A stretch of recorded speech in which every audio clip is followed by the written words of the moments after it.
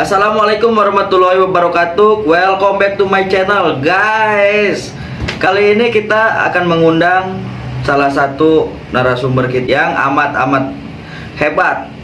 Beliau salah satu anggota TNI di tahun 1982. Beliau melewati kisah-kisahnya yang sangat memotivasi anak-anak muda saat ini. Hingga sampai saat ini beliau masih bekerja di salah satu perusahaan. Jangan lupa di subscribe dulu channel ini agar bisa berkembang dan menghibur kalian semua.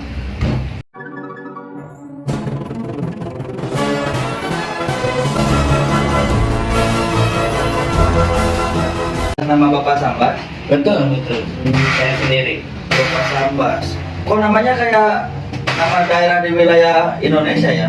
Apa ada kaitannya? Kalau begini ya memang nama saya Sambas, kepanjangannya Atmadinata. Asli orang Jawa Barat sebenarnya, hanya dilahirkan di Pulau Kalimantan, Kabupaten Sambas. Itu suatu kebetulan orang tua saya dinas di sana, seorang anggota juga TNI AD. Saya dilahirkan di sana. Tapi hanya dilahirkan, tidak lama, 1 tahun kemudian kembali ke Jawa Barat, ke Bandung dengan orang tua. Berarti dulu bapaknya Bapak Sambas ini seorang anggota berarti ya? Oh iya. Sekarang Bapak usia berapa, Pak? Waduh, kalau usia udah tidak muda lagi. Wih, luar biasa.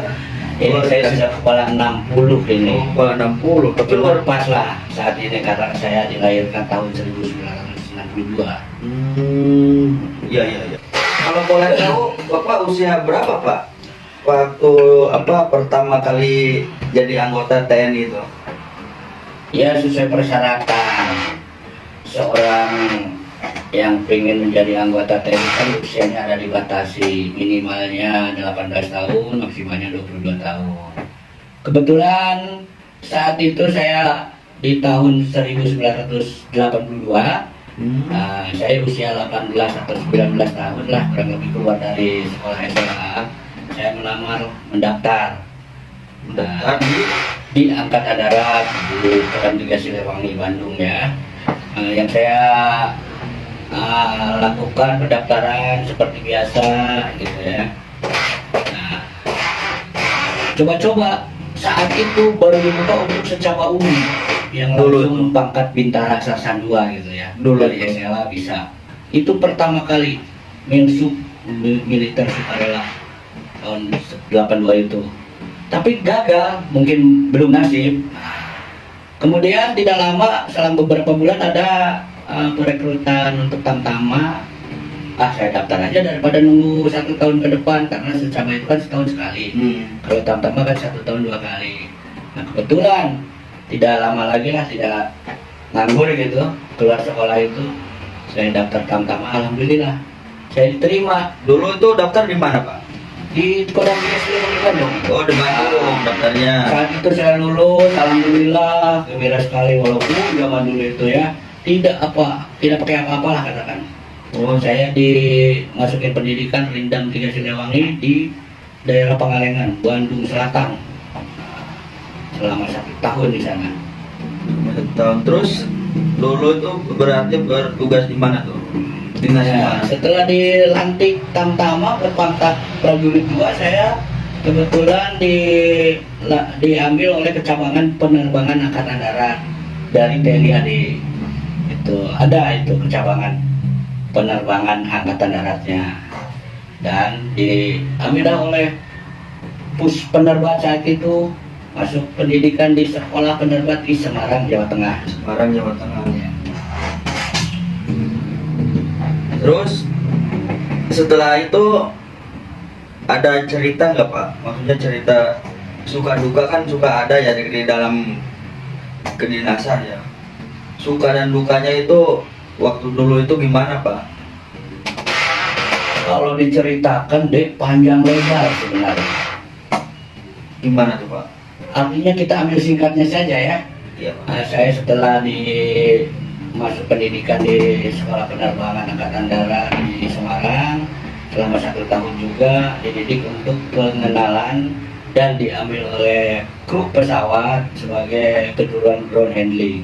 Artinya ground handling itu untuk tamtama untuk mengeluarkan kendaraan dari hangar, untuk mengeluarkan pesawat dari hangar, keluar masuknya, parkir pesawat yang landing, yang take off, semacam itulah. Itu tugasnya. Berarti Setelah kan selesai, setelah selesai sekolah lulus, ditugaskanlah di Jakarta. Sama penerbang juga, teman posisinya kan di Semarang ada, di Jakarta ada. Nah, semenjak itu kurang lebih organik 1 tahun, langsung karena masih anak muda, bujangan-bujangan gitu, yang lama di oper tugas ke Timur saat itu. Timur ya Pak. Betul, Timur itu kan lagi rawan-rawannya. Iya. Tahun 1984, 85 itu. Berarti ikut pegang senjata juga ya Pak?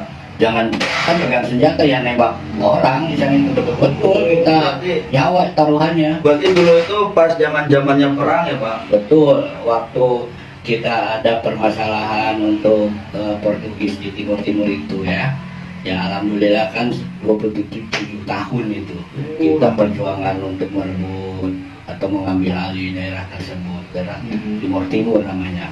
Kan Timur itu ada Timor Leste, Gili, Beko, ya satu pulau lah, negara kecil. Nah, bergabung dengan Indonesia tidak lama kan itu. Iya benar. Saat itu diserahkan lagi oleh waktu saat zamannya Presiden Habibie kalau nggak salah. Benar. Jadi kan kalau kita kan sebagai anak muda sekarang kan cuman taunya cerita itu cuman di sosial media atau di pelajaran sejarah doang ya Pak. Mungkin Bapak punya cerita khusus waktu pas zamannya dinas di sana gitu. Ya banyak sekali sebenarnya kalau diceritakan. Tugas di sana itu sebagai penerbangan angkatan darat itu melayani pasukan yang tempur langsung, yang seperti infanteri, Kopassus, Kostrad kan ada di sana. Nah, didukung oleh penerbang dari atas pesawat, terutama pesawat helikopter rotary wing namanya ya, yang baling-baling itu. Nah, saya nembak juga dari sana, dari atas itu kalau kejadian serangan itu, membantu pasukan yang di bawah. Di samping itu melayani logistiknya kan yang nganter pesawat, kendaraan tidak bisa, yang namanya di gunung sana itu, kiri kanan gunung, jalan tuh terjal, kan mobil itu susah, makanya pakai pesawat, ya kan. Ketentuan waktu kan terjangkau saat itu, jadi banyak itu betul-betul perang, tembak menembak dengan pretelin, yang tidak mau dia menyerahkan negaranya. Yang akhirnya dia mundur habis menyerah. Itu saat itu pimpinannya Sana Agus Mau itu sampai ditarik bawa ke Jakarta, menyerahlah, memberikan itu negara. Nah, begitu, itu singkat cerita. Ya, tugas di sana itu hampir setiap tahun berangkat. Tapi di sana kalau penerbang itu cuma 3 bulan upload, 3 bulan upload semacam itu. Sampai tahun 1989 di sana. 1989. Iya, bolak-balik ke tiap tahun ya. Nah, saat itu ada penyeleksian sekolah untuk Bintara. Alhamdulillah, saya dites masuk sekolah Bintara saat itu. Begitu. Berarti ketika peristiwa di Timur Leste sudah lewat, itu selanjutnya Bapak bertugas di mana tuh? Pada saat kembalinya dari Timur dinyatakan sudah merdeka, sudah tidak tugas lagi, ya, saya ditugaskan di Jakarta. Oh, di Jakarta. Nah, kebetulan dulu masih ada lapangan terbang di Kemayoran ini. Penerbang posisinya di lapangan Kemayoran. Ada markasnya Angkatan Darat, Dinas Penerbangan Angkatan Darat. Dinas Penerbangan Angkatan Darat. Tapi saya kurang paham loh Pak. Maksudnya kan Bapak di Angkatan Darat, ya kan? Tapi bagian penerbangannya gitu kan. Sedangkan sekarang itu ada yang namanya TNI AU, TNI AD, TNI AL gitu kan. Apa sampai sekarang itu masih ada TNI, misalkan Ya. TNI AD bagian penerbangannya ada gitu. Betul. Gimana tuh? Sejauh itu sudah mengetahui secara umum ya, tapi yang dinamakan penerbangan itu di angkatan itu semuanya ada. Ya, kalau angkatan udara terutama itu ya memang di bidang pesawatnya dia tidak turun ke lapangan kalau dalam operasi. hanya dibantu oleh pasukan khusus yang namanya sekarang ini, dia dulu Kopaska kalau zaman saya mah ya, sekarang ini Paskas, Paskas ya kan. Di angkatan laut pun ada penerbangannya, seperti penerbang, ada bagian penerbangan, jadi khusus bertugas di pesawat. Jadi penerbangan angkatan darat itu mempunyai pesawat, fixed wing ada, helikopternya itu yang rotary wing namanya itu ada. Jadi semuanya itu untuk bertugas melayani yang bertugas, contohnya seperti timur perang lah, itu dikatakan perang itu langsung tembak menembak itu dengan pretelin. Kalau saat ini ya mungkin sedang ada permasalahan di Papua, Irian Jaya itu sama, penerbang ada ke sana tugas. Angkatan laut pun ada sama itu. Apalagi Auri udah jelas itu akomodasinya yang bawa kan pesawat Auri gitu. Jadi setelah di Jakarta itu sampai tahun berapa itu, sampai Bapak apa ya, ke masa-masa pensiun gitu, sampai tahun berapa itu? Saya kalau dihitung dinas di Angkatan Darat itu 20 tahun, dari tahun 1982 sampai tahun 2023. 24 lah kurang lebih gitu ya. Nah, itu sekembalinya dari Timur dulu tahun 1989. Alhamdulillah sampai di Kongbes, katakan saya sebagai organik penerbat dari Tamtama mengikuti seleksi secara sekolah bintara. Alhamdulillah juga sampai masuk pendidikan, dilantik jadi sersat. Nah setelah itu kembali lagi ke organik penerbat, gitu ya, ditarik lagi oleh penerbat, ya dilanjutkan dengan menekuni di bidang diambil untuk mekaniknya helikopter Volco 105. Dulu itu buatan Britania, zamannya Pak Habibie di rutnya. Pak Habibie ya. Saat itulah saya disekolahkan lagi ke Semarang tuh. Oh, sekolahkan lagi Semarang. Iya, 1 tahun untuk mendalami seorang mekanik lah. Satu kru pesawat kan ada mekanik, ada TI-nya, technical inspector mekaniknya. Kalau dibilang umumnya mekanik senior lah katakan gitu ya. Terus kopilnya, kopilotnya, pilotnya itu kan perwira. Kami ini bicara untuk mekanik. Oh, mekanik. Berarti luar biasa juga perjalanan di dalam kedinasan itu ya, Pak? Sangat luar biasa. Tapi luar biasa juga ya, untuk usia saat ini Bapak masih bisa beraktivitas. Kuncinya apa tuh, Pak? Bisa sampai untuk usia segini gitu, masih sehat. Ya, kuncinya kita menjaga kestabilan tubuh. Ya, sedikitnya zaman masih muda kita ini kan usia 40 ke bawah atau 30 itu kan harusnya lebih banyak olahraga lah. Jadi untuk usia ke masa tua itu rutin gitu. Terus pikiran yang stres sebenarnya. Yang utama berarti pikiran ya, Pak? Iya, yang utama ya. aja kita hidup. Walaupun sesusah apa, sesulit apa kita perjuangan hidup, enjoy bikin. Ada suatu kesenangan, ikutin hiburan, nonton film kan. Ya, konser apa gitu semacam itu anak muda dulu. Kalau sekarang mah udah enggak lah. Iya benar. Tapi ada pengalaman yang lebih ini lagi tuh saat itu saya. Apa? Kenapa saya kok cuma 20 tahun cuma benar. Di ketentaraan itu kan usia maksimal minimal itu pensiun kalau bintara kan 48 tahun. Iya. Masa dinas 28 sampai 30 tahun.